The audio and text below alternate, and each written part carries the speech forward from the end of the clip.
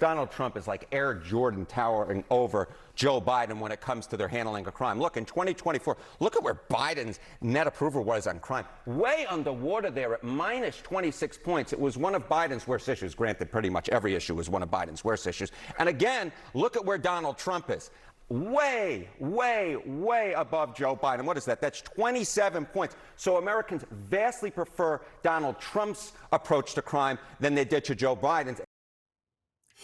Federalist CEO Sean Davis joins me now. Sean, welcome to the program. Look, I think the best example of the lying from the Democrats is this situation between Simone Sanders and her husband. So Simone's being paid by MSNBC. She's a friend of the Democrats. So she says one thing, but her husband says something different. Talk about a house divided.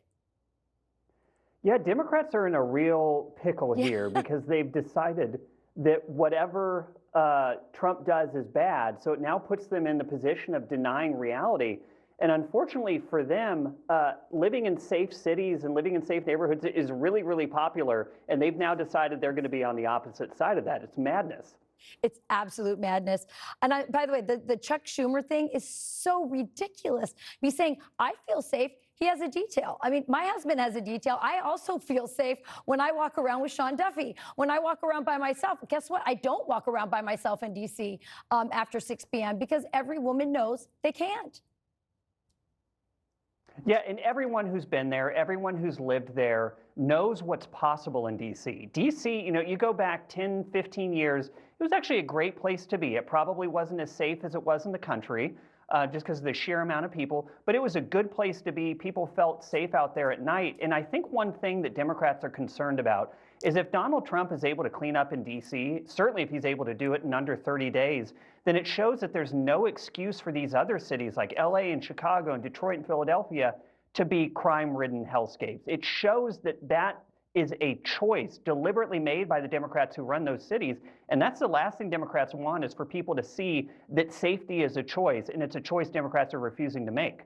Yeah, I think the dirty little secret is that Democrats who live in Washington, D.C. secretly like it. A few of them, like that CNN reporter or that CNN commentator, will admit it. A lot of them are embarrassed to admit it out loud, but they're happy. The people who aren't happy are the criminals, but also these protesters. And I think, Sean, we need to talk about who's paying for these protesters. The New York Post did a story this past weekend following the money, as we always should do.